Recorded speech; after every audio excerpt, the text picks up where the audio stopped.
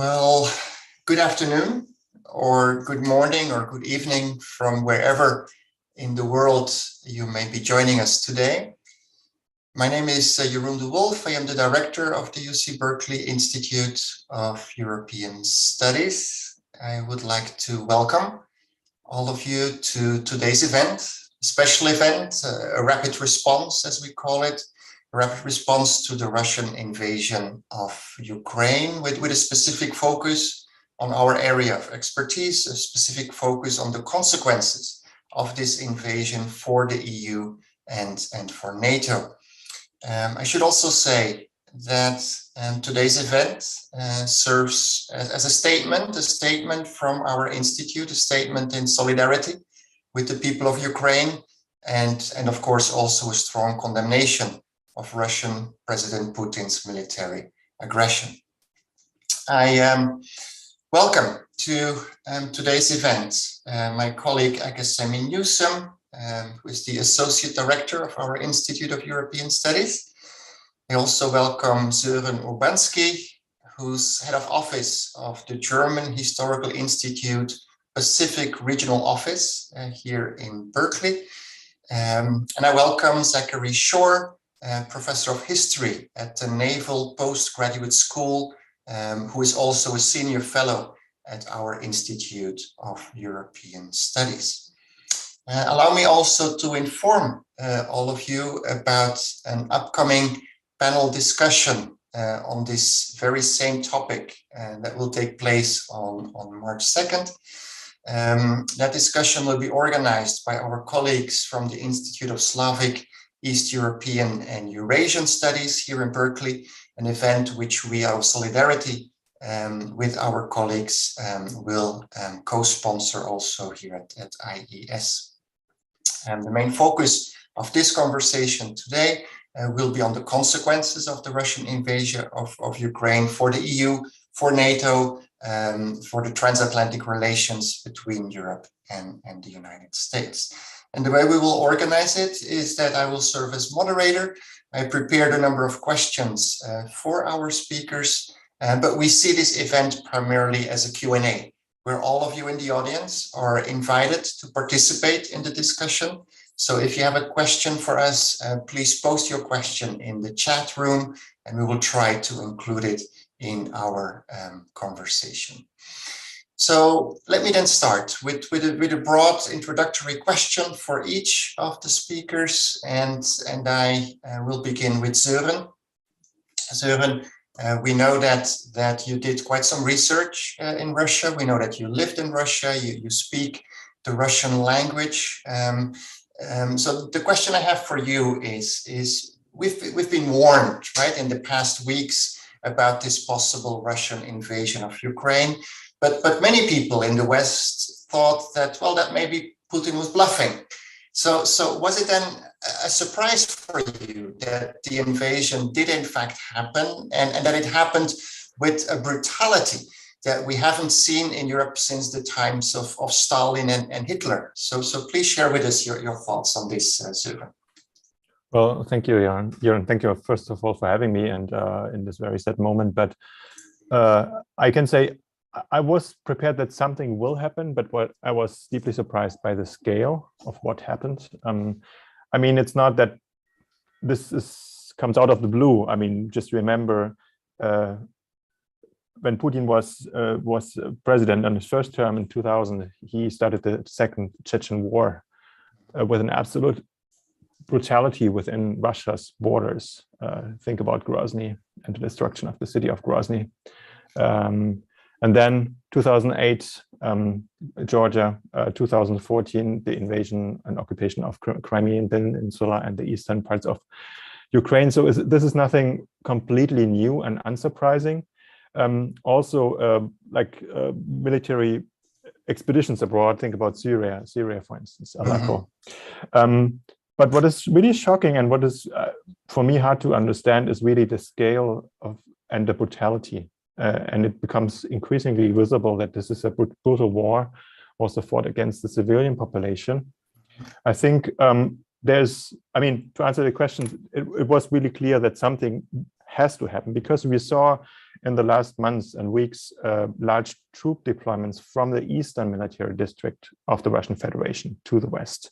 Russia has 4 military districts, and I think the majority of troops now deployed at the Belarusian-Ukrainian border are actually from the eastern military district. So it was not just a annual Zapad. They have those military, what is it called, trainings every year or exercises. This was not going to be something regular, regular military exercise. And also the propaganda on Russian TV, which has always been very strong.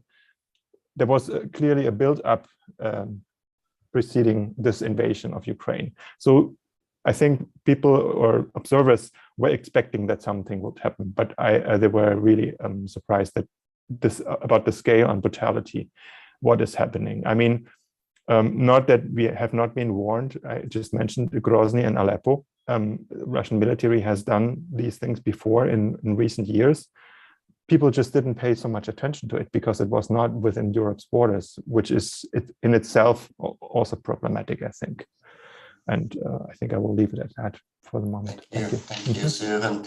I suggest we now move to our colleague Zach. Zach, you're an expert in transatlantic relations, U.S. defense policy, but you also wrote on world leaders and their decision making. So the question I prepared for you, Zach, is can you share with us some thoughts on how you interpret Putin's intentions and what you believe to be his main objectives here? Yes, thank you, Jeroen. Look, a stable international order requires at least 2 things: security and fairness, or more accurately, the perception of security and the perception of fairness. And since the 1990s, many Russian leaders have not experienced either. So whenever a state feels insecure or aggrieved, conflict is likely. So I think we have to ask, why should President Putin feel this way toward the international order? I'd like to offer a few thoughts on how he views the current crisis, but please realize that I do not share his views. I will give you a spirited explanation, not a defense of his perceptions, because it really helps to understand the enemy if you hope to defeat him. So let me do that by busting 4 popular myths. Myth number 1, Putin is crazy. No, he's actually quite strategic. He spent the past 20 years rebuilding the Russian military, transforming it from an organization that was in shambles, in which soldiers didn't get paid and submarines sank to the ocean floor, killing everyone aboard, if you remember the Kursk, to now a well-trained, well-equipped modern army, 1 million strong. And he's clearly sane enough to choose an auspicious moment to attack, because America is reeling from the ignominious defeat in Afghanistan and has no appetite for another war. The Brits are out of the EU, thanks possibly in part to Russian cyber psyops. And the Germans are led by a new, untested government of liberals and Greens, pledged to a platform of peace. Add to that, Ukraine is a much weaker foe. So it's actually, from his point of view, an auspicious moment. These are calculated actions, not the measures of a madman. But they may, however, be grave miscalculations. Myth number 2, Putin wants to create the Soviet Union. Sorry, recreate. That's not correct. He has no fondness for the old Soviet system, and he's openly critical of Soviet leaders. But what he wants is to recreate Russian greatness, to make Russia great again. A world power with influence abroad, and more crucially, with influence over the foreign policies of his borderlands. And that is, by the way, something that nearly all great powers want. Think of the Monroe Doctrine. Myth number 3, Putin has nothing to fear from the West. This reminds me of Ronald Reagan when he first came into the presidency, and his advisors told him that the Russians feared an American first strike. And Reagan refused to believe this because he thought that America was naturally the good guy. We love motherhood and apple pie, and the Russians would naturally see us the way we see ourselves. It took him several years before he came to understand that they were just as afraid of us as we of them. Now, Putin has good reason to think that the US would love to overthrow him and have regime change in Russia. Because from his view, that is, after all, what the US tends to do. Just go down the list: the 1950s, Iran, Guatemala, the Congo, then Operation Condor across Latin America, Iraq, Libya, Afghanistan more recently. And the closer that the US drives toward Russian borders with military influence, the greater the threat to his own regime's survival as he sees it. And finally, myth 4. Putin can't possibly fear Ukraine's entry into NATO. Well, in 2019, Ukrainian President Poroshenko signed a constitutional amendment pledging his country to join NATO and the EU. And I think two numbers are telling here: 1,200 and 100. In 1989, NATO's easternmost reach stood 1,200 miles away from St. Petersburg, Putin's hometown. When Estonia joined NATO, that distance was reduced to just 100 miles. So how would the US feel if Russia's deep military influence were just 100 miles off its border? We know the answer to this question, because Cuba is just about 100 miles off of Florida, and the US repeatedly attempted to overthrow that regime through assassination attempts, including an exploding cigar box for Castro, a botched invasion at the Bay of Pigs, and President Kennedy even risked a nuclear war to get Soviet missiles out. From our perspective, Ukraine's entry into NATO is a long way off and entirely unthreatening. But from Putin's perspective, the prospect is intolerable. None of this is to say that Putin's invasion of Ukraine is in any way excusable. Putin is a murderous, kleptocratic dictator who attacks his political opponents with polonium and nerve agents, has eliminated a free press, imprisoned peaceful protesters, and previously invaded territory in Georgia and Crimea. Let's just hope that this time he has overreached. Thank you. Thank you, Zach. Lots of food for thought here, and we will definitely get back to these four myths that you introduced here. But I want to go first to my colleague Akasemi. Akasemi, you're an expert in EU affairs, right? So can you tell us a little bit more about the EU efforts to help Ukraine, weapons, but also the sanctions, and how effective you think these reactions will be? Absolutely. Thank you, Jeroen, and thanks to Sören and Zach for your very insightful comments. I think with regards to the EU's response to the current crisis in Ukraine, it's also important to take a bit of a longer perspective on the way in which the Russia-Ukraine situation has really posed a challenge of crisis levels to the EU for some time.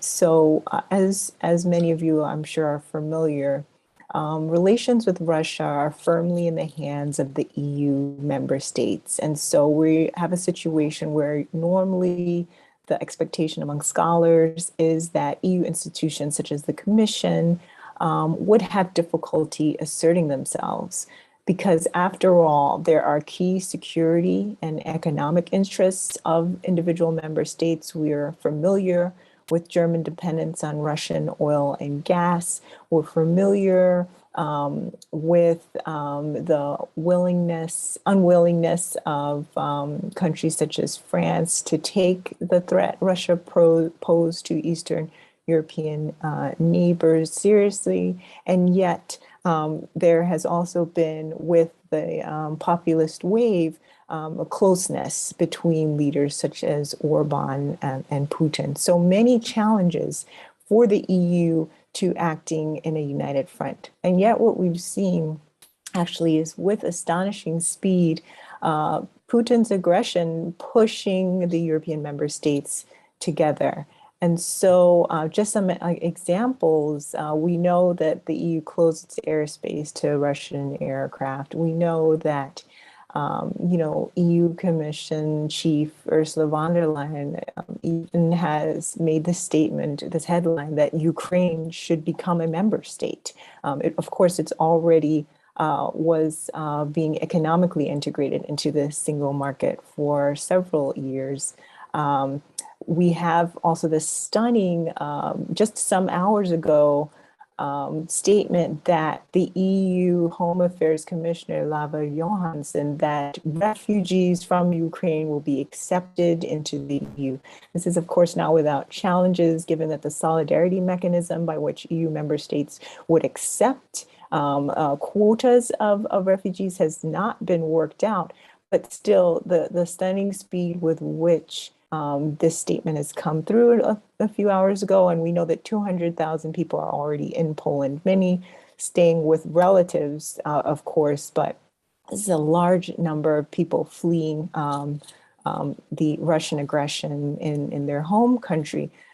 So I think that, there's much more to be said, certainly about the role of Germany and its willingness to sell arms, or rather to deliver arms to Ukraine, given the left green government committed to peace, as Zach and Sören have alluded to.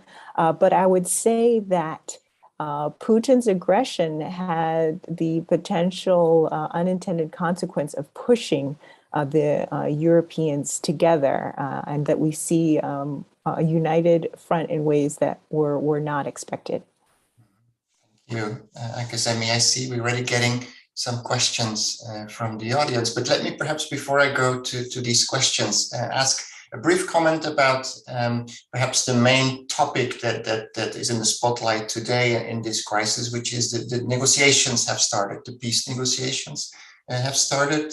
We know that the conversations lasted for several hours, didn't yield any results, but that's not really a surprise, but at least the conversations will continue. We also heard about the telephone conversation between Putin and President Macron from France, with the immediate goal of reaching a ceasefire, of course. But on the ground, what we see is that the fighting continues.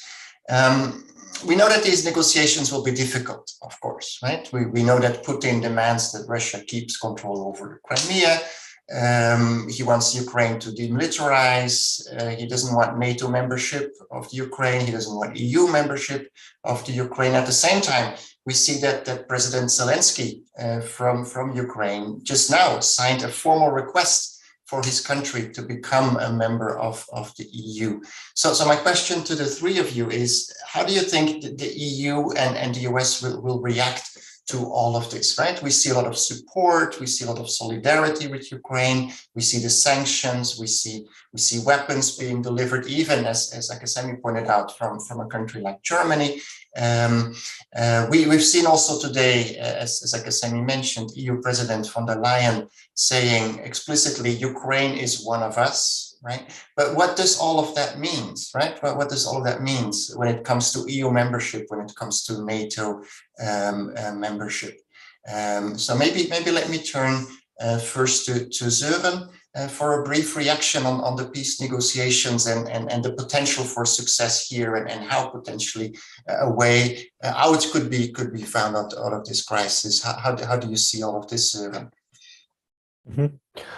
I mean, I'm a historian, so I'm not an expert on international relations or political affairs. I should say that as a disclaimer. But from what I saw, the delegations, the members of the delegations are really not professional diplomats, but are a second-tier kind of represent their states or their governments just as as a second-tier kind of bureaucrats. And I think, at least from Russia's side, this is a sign that they are not really interested in negotiations, but still want to give the impression that they are seeking peace under their terms. And I think the terms that Russia stated are unacceptable for Ukraine. And I don't think, or I don't see at the moment at least, a way that Ukraine could agree to these terms. But I also don't see I don't see Russia in a position now to kind of step back a bit and kind of see compromise on any of these terms that have been stated in the statement. But let me just maybe add a brief statement regarding EU membership. I think we now at the moment see a lot of pledges being made from EU officials, but also from politicians in EU member states. And I think it's easy to make these pledges. We will see as the war goes on what actually will happen. And like Ursula von der Leyen saying that the Ukraine is part of Europe is not worth the paper, to be honest. I mean, there's still the Copenhagen criteria and other things that the Ukraine will certainly have to pass before becoming a member, even if they accelerate this process. So I think that's, we are in a moment of euphoria in a way, although it's a very sad moment. But there's some euphoria. You could see this in the demonstrations on the streets of Europe and also the US. But I think we will soon realize that the reality is much worse than we actually imagine it to be. Thank you. Maybe what I would like to do is go to Akasemi next, perhaps with some questions from the audience that are coming up. Questions about the discussion that started on maybe Finland and Sweden joining the NATO. Also, the idea that Putin's aggression will unify Europe. And so my question to you, Akasemi, was: do you also see such an evolution taking place? Because we know that whenever the West faced Russian aggression, it did make the West stronger and more united, right? You mentioned the case of Germany, right? Germany for decades very reluctant to invest in defense policies. But now we see a dramatic change taking place. Germany being prepared now to spend 2% or even more of its GDP on defense, delivering weapons to Ukraine. So a very important change, definitely when it comes to German foreign policy. We see a different, perhaps also in the European attitude towards defense, right? So could one say, Akasemi, to just summarize this, could one say that what we're seeing here is the EU perhaps transforming itself from a soft power to a hard power organization when it comes to international policies? Yes, I think there's definitely truth to what you're saying, Jeroen. I agree. And I also want to point out that, as many of you may know, Finland is not a member of NATO. It is cooperated with NATO, but it is not become a member of NATO. And just hours ago, the Prime Minister expressed her interest in pursuing membership for Finland. And there's some very interesting polling numbers in which I believe it was 2016 or 2017, this was on politico.eu, that it was only 19% of Finns actually wanted Finland to become a NATO member. And just now, recent polling showing that it's more than 50%, and that increases to over 60% if Sweden joins NATO as well. So I think we're seeing just a real shift in terms of individual member states such as Finland wanting to be closer with not only the European bloc, but even more firmly aligned with transatlantic security strategic institutions such as NATO. So I would say that this is something we're seeing as an effect of Putin's aggression in Ukraine. And certainly when it comes to kind of refer back to Sören's comment, when it comes to EU membership for Ukraine, yes, it remains to be seen whether that a promise made by von der Leyen can actually be realized. And it's not just the fact of the statement in a time of euphoria when member states are eager to show solidarity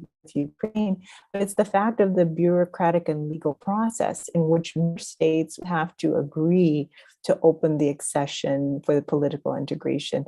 And as we've seen with the Western Balkans, member states can hold up the ability of a potential candidate to even start the negotiations, something we saw with Kosovo and Albania. And of course, there's the case of Turkey, sort of frozen. So I think Søren's criticisms are quite valid when it comes to, what the impact of Russian aggression on Ukraine would be on the prospect of Ukraine's membership. But still, when we look at the case of Finland and its new energy around joining NATO, we see that the Putin's aggression is pushing Europe together and transforming kind of the dimensions of Europe as not just a soft power, but one willing to invest in security and military capacity as a bloc. Yeah, thank you, Akasemi. Let me, at this point, reach out to Zach and Zach, also ask your input on a couple of questions we received at the very beginning, actually, of our conversation. Considering your expertise in military affairs, how would you judge the Ukrainian resistance?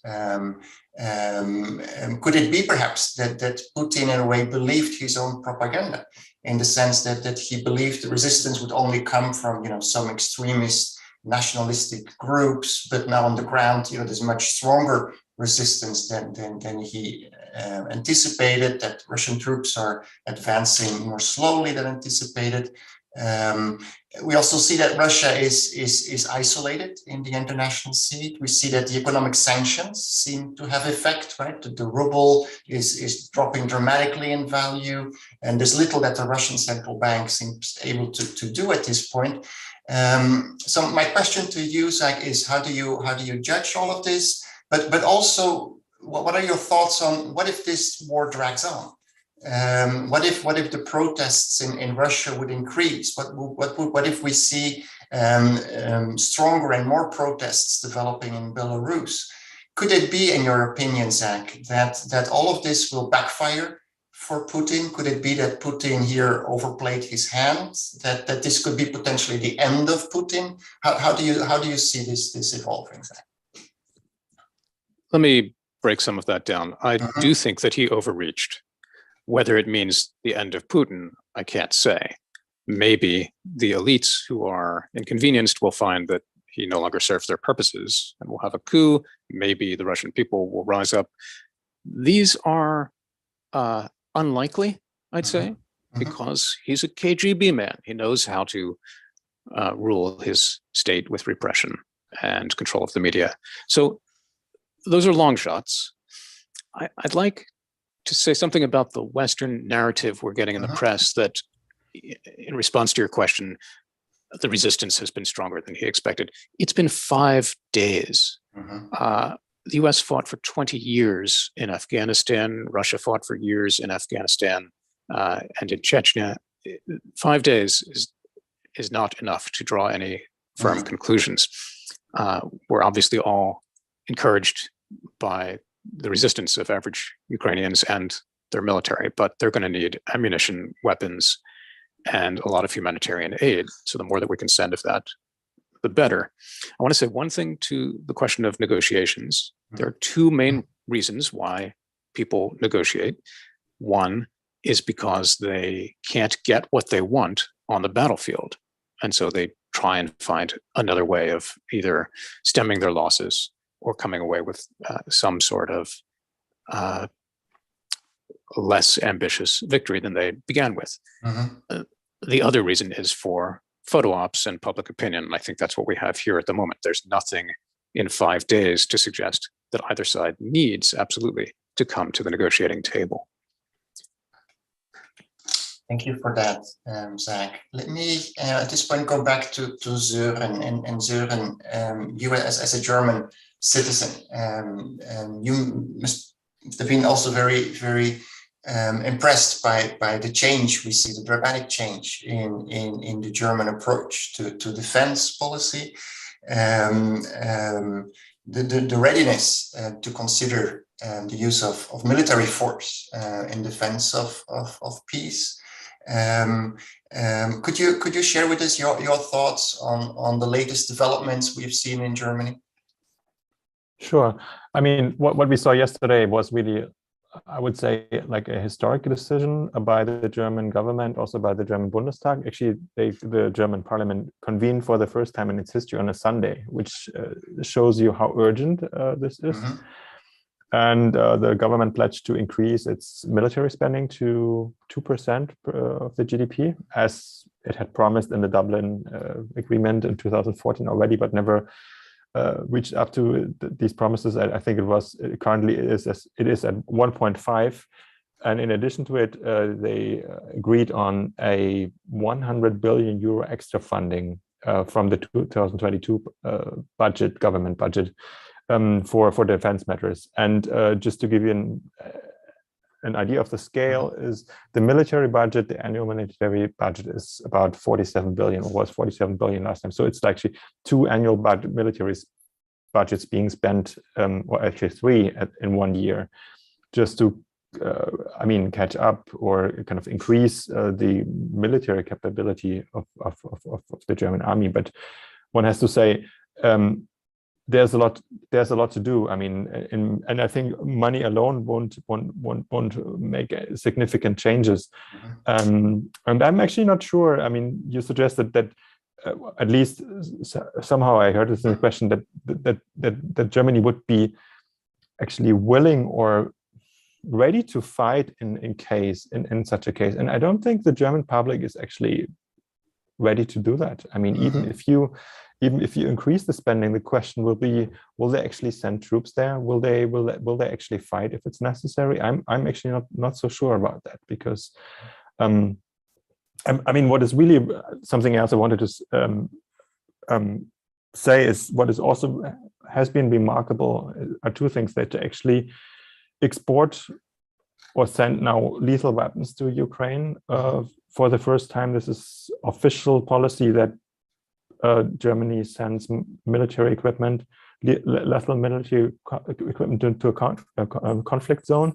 Although one should say half of last year's military exports from Germany went to Egypt. So Germany has always been hypocritical in its policy, but official policy was we only send it to friendly nations, nations that are not in conflict at the moment. And one last point maybe I want to make was the broad consensus in the German public, also in the political elite, that is not only the ruling parties, that is the Liberals, the Social Democrats, and the Green Party, but also the Christian Democrats were in favor of this new extra budget. Of course, the left, the Linke, the left party, was opposed to it, but this was really the only visible opposition to this policy. Yeah. So it's truly remarkable, but we will see what effect it has in the long run. Thank you for that, Sören. Let me go back to Zach, perhaps, with a follow-up question, Zach, on what happened yesterday, and the decision by Putin to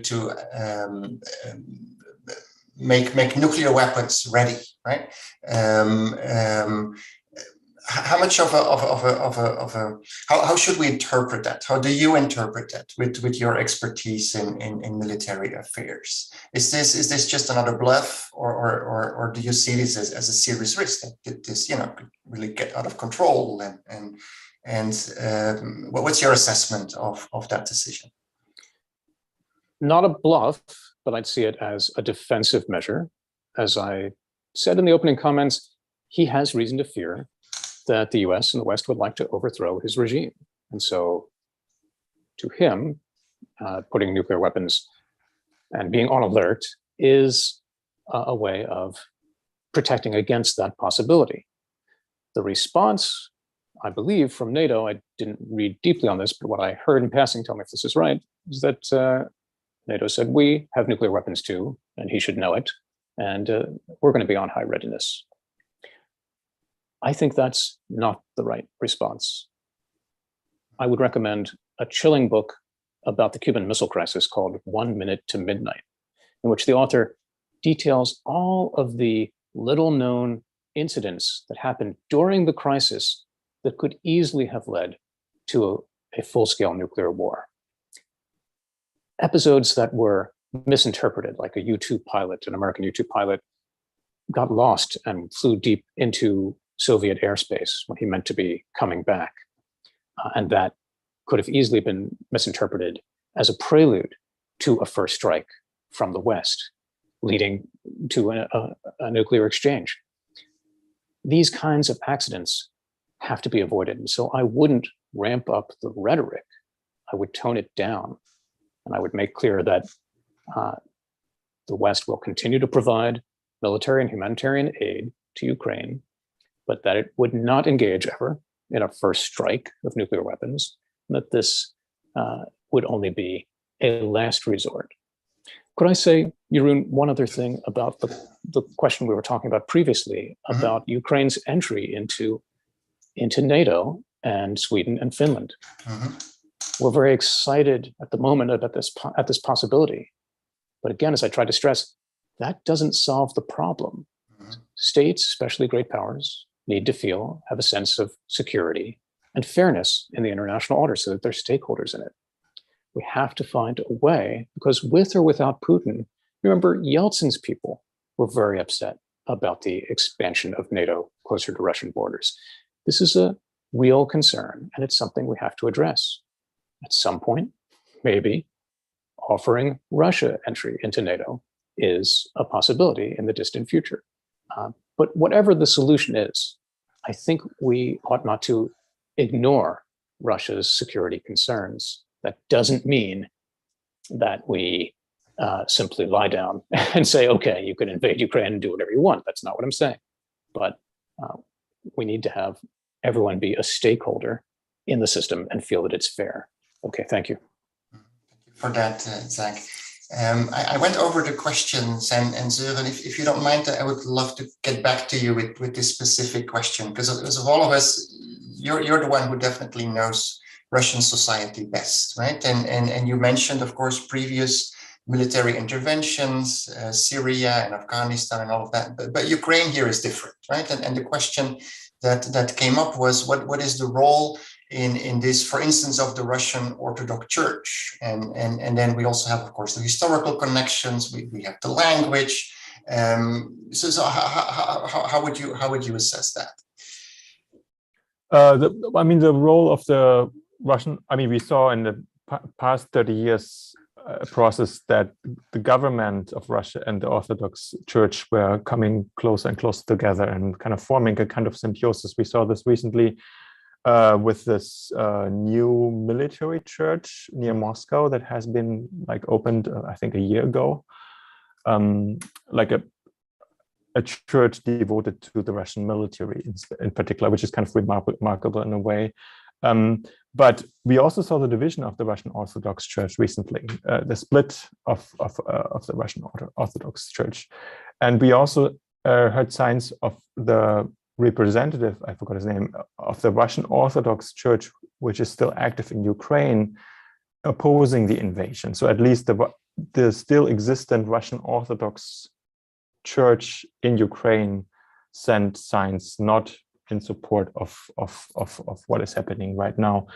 And if I could use this opportunity to kind of address what the reaction in Russia is, and I think this is really a developing situation at the moment, at least since today, people become aware that something has changed and something is different from 2014 or 2008, because they cannot longer go into the Moscow metro. They cannot longer withdraw money. Even getting rubles is getting difficult, because they can't go access the Moscow metro because Apple Pay, for instance, doesn't work. People are using Apple Pay. Just these simple facts, right? And The question will be, I mean, now, and people still remember the 1998 default. And at the moment, I think the consequences are just as severe as the 1998 default of the ruble in terms of how much it lost in value against the dollar. I think the question will be how able the Russian state will be to use this kind of economic kind of decline in its own favor, kind of uniting the people that don't have access to outside sources, be it like Twitter, or which, by the way, also has been blocked now or slowed in Russia, and Facebook, which is very popular still in Russia.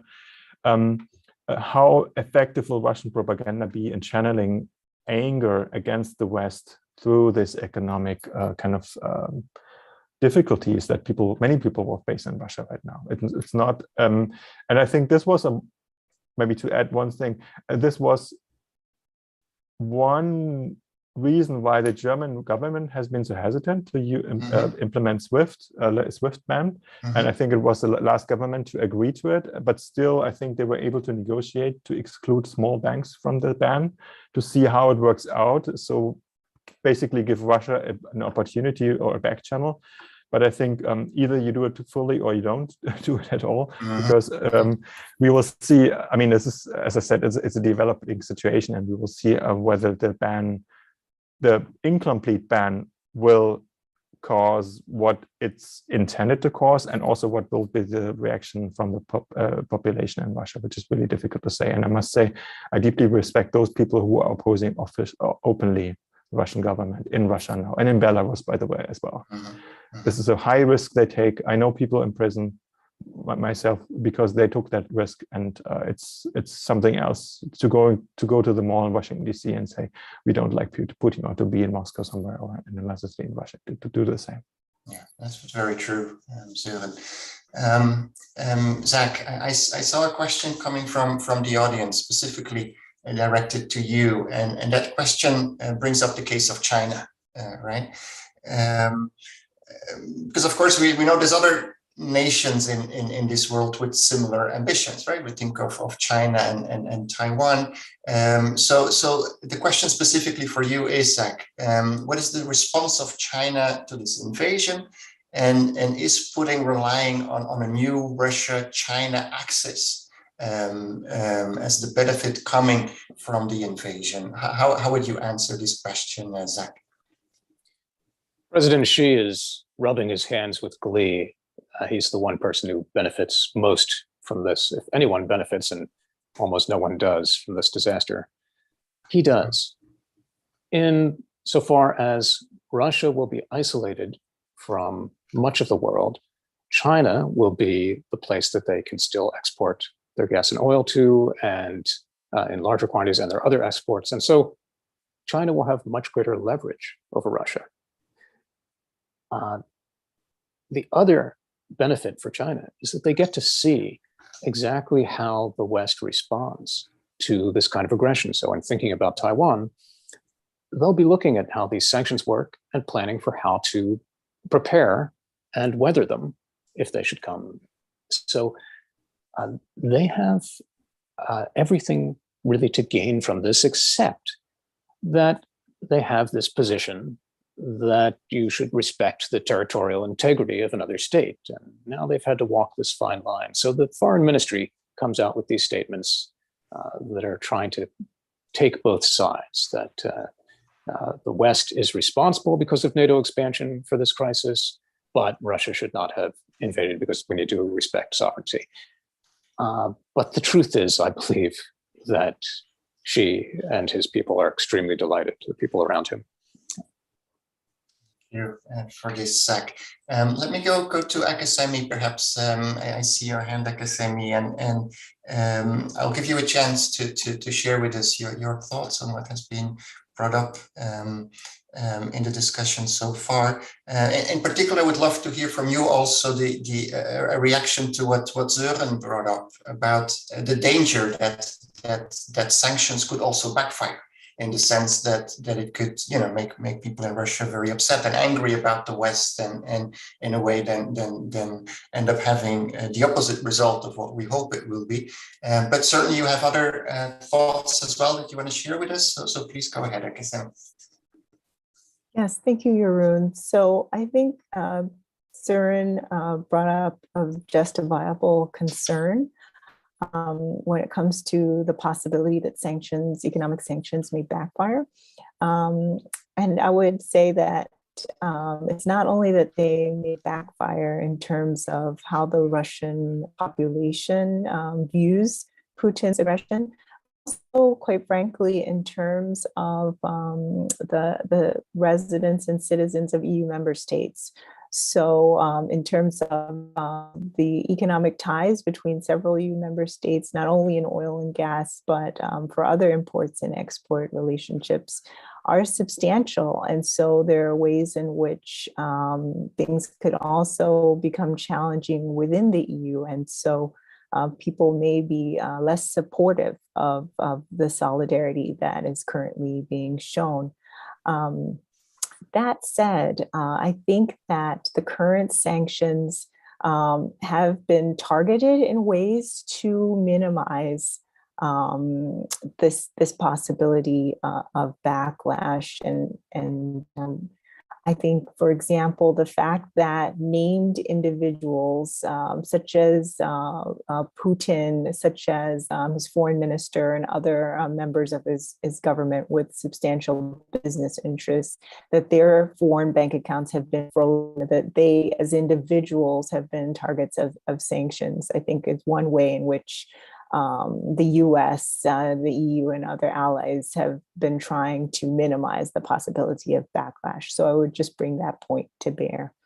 I wanted to jump in when it came to Zach's comments about China, and I think his assessment is quite right, particularly when it comes to the security and strategic interests of China.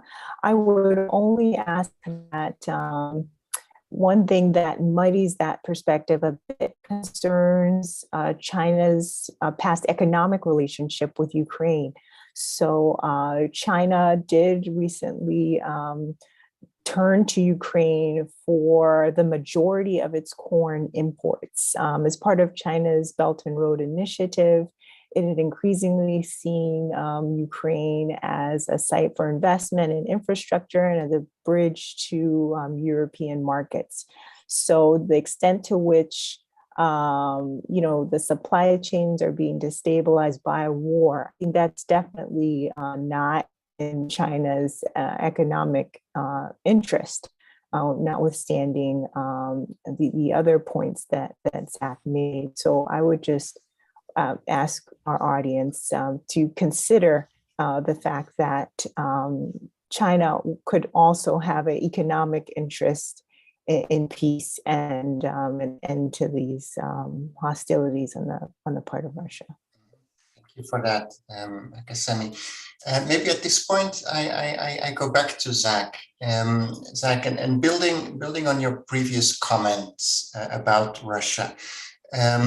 It reminded me of the fact that a couple of days ago, we welcomed to our institute the Belgian ambassador to the United States, who happened to be the same person who was ambassador of Belgium in the Russian Federation before that. And when he was asked to comment about the crisis that at that point was not yet an invasion, but the crisis was there. What he brought up, and I found that interesting and I wanted to share that with you and ask your opinion about it, is that from his perspective, there was not only a lack of understanding in the West in relation to Russia and concerns in Russia following what happened immediately in the aftermath of the end of the Cold War. But besides a lack of understanding, there was also a lack of respect in the West. And I wanted to ask you, do you share that thought? The BBC had a Russian parliamentarian on the other day, and you heard him say very angrily, "You can't tell us what to do anymore." It revealed a genuine, in my view, a genuine sense among some Russians that they've been pushed around by the West for too long. And from their perspective, when Russia was weak, after the collapse of the Soviet Union, the US kept expanding. And maybe that was the right decision, but it wasn't done in a way that made Russians feel respected, at least some. Putin decided that he needed to turn things around. And what we've seen in recent years, from the move into Georgia in 2008, and then later in Crimea in response to the Maidan uprising, and the loss of influence in Kyiv, is a pushback. I mean, if you think about it, in 1989, as a colleague of mine likes to say, imagine if the Soviets had come to us and said, we'd like to give you all of Central and Eastern Europe.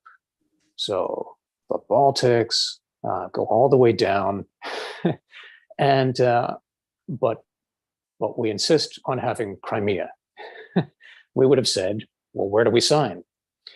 It was such an extraordinary extension of Western influence toward Russian borders. So I think we can understand why many Russians would feel both insecure and that the system was unfair. Then think about what happened in the 90s. Jeffrey Sachs is a brilliant, brilliant economist, but his policies were wedded to a particular theory that ignored historical and cultural differences inside Russia. He used the same approach that he used in Poland to try and jumpstart the capitalist economy in Russia. And it was a disaster. And that set the country back. And I think there is an understandable resentment at the way the West treated Russia and Russians. And Putin has been trying to undo and push back what, in other words, he feels aggrieved. And when states feel aggrieved, they are going to push back. Russia is a massive country. It is a great power. He has restored its military. He's now has $630 billion in foreign currency reserves. Of course, most of that is held in foreign central banks. So he's vulnerable to an extent. But yes, to the point about what the Belgian ambassador said, I think there is a real sense of we've been pushed around and we're sick of it. If we want a stable peace, we're going to have to address that issue. We have to solve that problem and find ways that give Russia, with Putin or without, a sense of security and fairness. Thank you. Thank you, Zach. Let me go back to Sören. Sören, I went through the questions from the audience, one specific question here was about, the possibility of a somehow, how would that work, a quisling government in Ukraine without a Russian occupation, considering the poor election performance of the pro-Russian parties into free and fair elections in Ukraine. And so that was one question. And then it's what was also brought up, I think, in several comments here is the case of Belarus, right? So we've seen a couple of months ago massive protests in Belarus. Those protests have been cracked down upon, but Belarus could potentially play an important role in this whole crisis if these protests would restart. Would once again have the size that they had a couple of weeks ago. So Belarus could be an important game changer in all of that. And it's perhaps not by accident that also the peace negotiations took place in Belarus. So how would you react to both these questions? I think we underestimate, or we put not too much, we should pay more attention to Belarus, also in Russia's kind of the Russian government's way of thinking about this whole crisis and war. I mean, Lukashenko until last year was always playing the game like between the West and Russia, being a country in between, without leaning too much to one side. And he was quite successful for some time. I mean, he became president of Belarus in 1994, so 6 years before Putin became president of Russia. And he was the strong man for a long time in this kind of, in these two countries. And he had the idea of creating a union between Belarus and Russia. Later, when Putin became president, he became increasingly reluctant to kind of continue down this road, and always when Russia made propositions for like unified currency and other ideas, he was the one to push back, and he had been quite successful in his game of kind of oppressing the opposition in his own country, but still being accepted by the West to some degree, because the West was also reliant on Belarus. Just think about the Minsk agreement signed in 2015. But this is over now. I mean, Lukashenko now is clearly subordinate to Putin, and I think he's also, in a way, a hostage of Putin by sending troops from Belarusian soil to Ukraine, Russian troops. And just now in the news, we may also see Belarusian troops involved in this conflict. He is basically more and more dependent on Russia. So although I'm actually quite pessimistic with regards to opposition movement in Belarus, because if Belarus is now more dependent on Russia than ever, Russia will, and by Russia I mean the Russian government, will kind of try to prevent by all means any uprising in Belarus, and will also be willing to send its own forces to kind of end any form of uprising or opposition in Belarus. So we saw like last year this opposition movement, but I think it's different now, and it's a different story now. But I wanted to make a short comment on an earlier question, the role of China, and what Zach said. And I completely agree with them that Russia has been given the feeling of being treated unfairly in the past 30 years.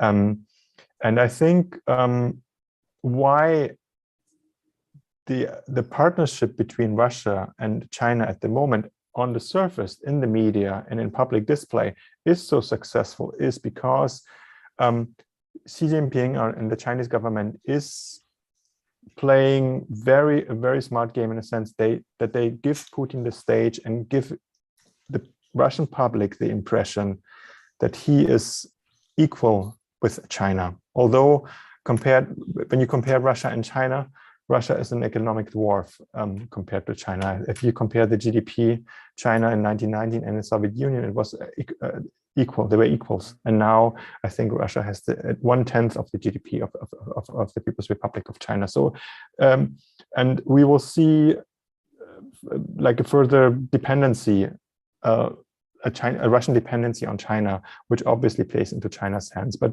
China is wise enough to not make this public, in a sense that Putin is treated as subordinate, and China can be very tough often in displaying this in public, that some other country is subordinate to China, but they don't play this game at the moment, I should say, at the moment with Russia.